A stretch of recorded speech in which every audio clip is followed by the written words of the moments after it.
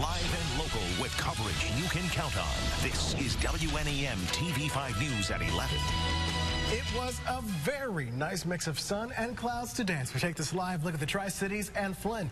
Good evening. I'm Cameron Ridle. We're so glad you could join us for your news at 11. I'm Elena Holland. So tonight you may have to dodge a few rain showers, right, Dan? It really depends on where you're at. Most of us haven't had to deal with it, but there's that select few still have to fight with it a little bit. Here's a look at what we've got going on outside right now in Mount Pleasant, and it's a beautiful evening in Mount Pleasant. No rain to speak of, and we're going to continue to see a very beautiful evening out there as well. Now, here's a look at First Warn 5 Sky Tracker, and this is where we can find some of that rain. It's generally going to be in the thumb, and it's already now starting to push out of Sanilac County. So we're going to continue to see the trend for diminishing showers as we go through the rest of the evening here. Now, here's a look at temperatures right now. 55 currently in Flint. We're looking at 51 right now in Imlay City, 56 right now in Owasso.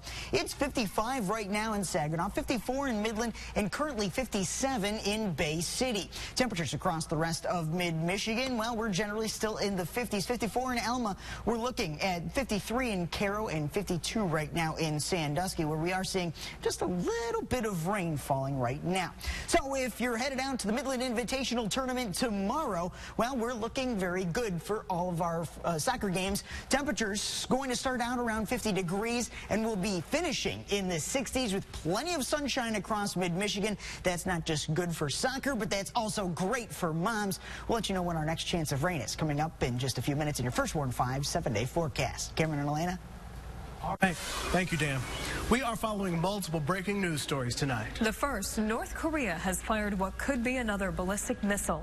Japan says the missile landed in water between North Korea and Japan's west coast. The launch comes 2 weeks after North Korea tested a ballistic missile, which U.S. and South Korean officials said failed. North Korea has attempted at least 9 other launches since January, but this is the first one to land close to Japan's west coast. We'll keep you updated on what happens next as North Korea has fired what may be a ballistic missile. Also breaking now, a hostage situation in Illinois has come to an end. Authorities say they shot and killed an armed jail inmate that had taken a hospital worker hostage. 21-year-old Taywan Salters snatched a gun from a correctional officer who was watching him at the hospital. But SWAT teams moved quickly to take him down after negotiations broke down. Police say the female hostage was extremely emotional but physically okay. Once again, that breaking news, police have shot the man holding a woman hostage at an Illinois hospital. What's happening right now, it is the first of its kind here in mid-Michigan. So we're talking about the Medical Cannabis Music Fest and Carnival. It's taking place at the Auto City Speedway. Rachel McCrary was there and tells us how people are celebrating the medicine they say is a great treatment option.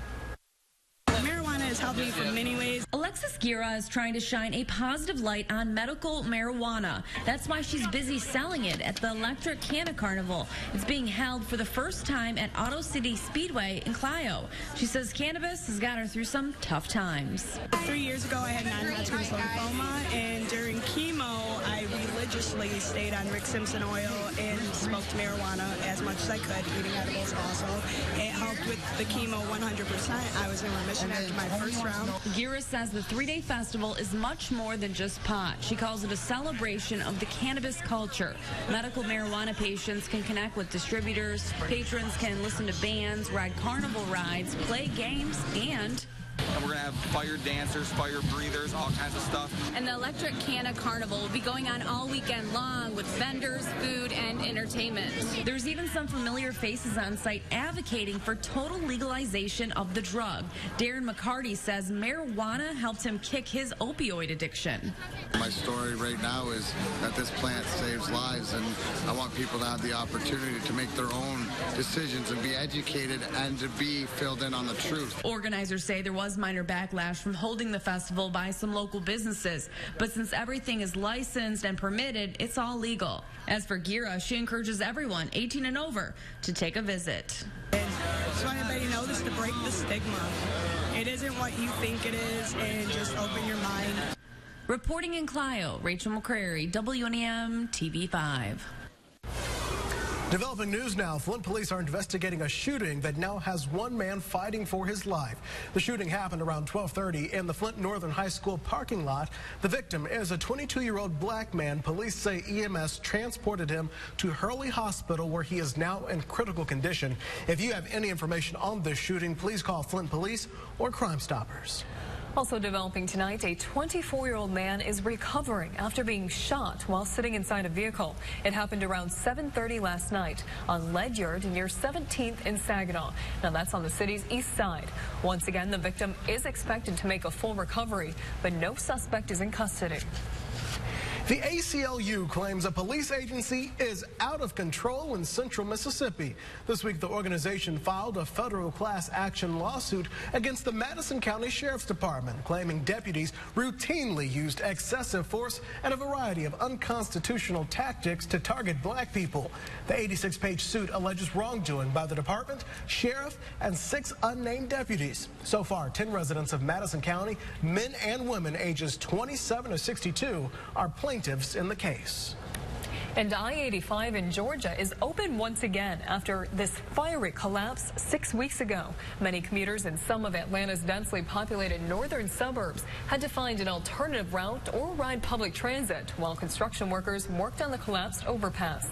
3 people have been arrested in connection with the raging fire. And the folks in Atlanta are happy to see that back open. Members of the Flint community gathered today to stop the violence and address its impact on the city they call home. The rally this morning addressed citizen responsibility and encourages families to be an agent of change. Attendees were encouraged to be part of the solution and, when necessary, report crime, violence, and potential violence to police.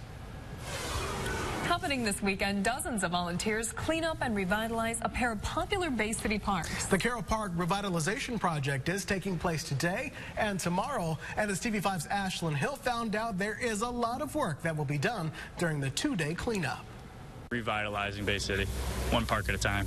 Stephen Adair co-owns Edge Above the Rest, a company that specializes in landscaping.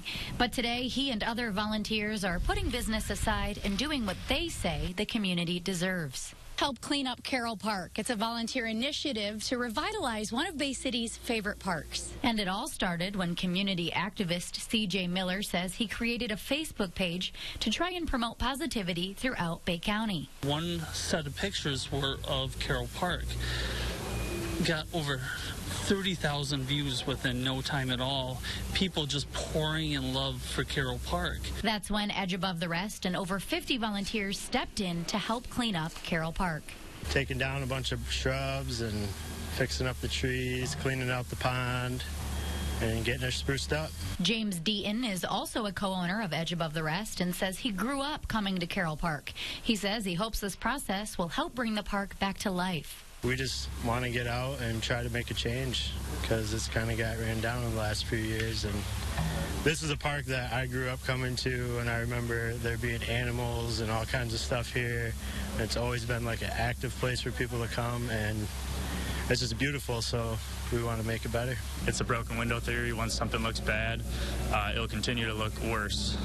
So if you just kind of make things look nice, people respect it more, and who knows what kind of change it could bring. Reporting in Bay City, Ashlyn Hill, WNEM TV5. And that project resumes tomorrow morning at 8 with the painting of the bridge and animal structures. Can't wait to see what it looks like when it's all finished. I'm sure it'll look pretty good. It'll look great. Well, a man loses his leg due to a garbage truck. But coming up, find out why he says he's just happy to be alive. And this little superhero is making a big impact here in mid-Michigan. We'll show you what this 5-year-old is doing to help those in need. And remember, for all of your breaking news and weather, any hour of the day, like us on Facebook. That's where you'll find the latest headlines, Facebook Live reports, and up-to-the-minute weather information.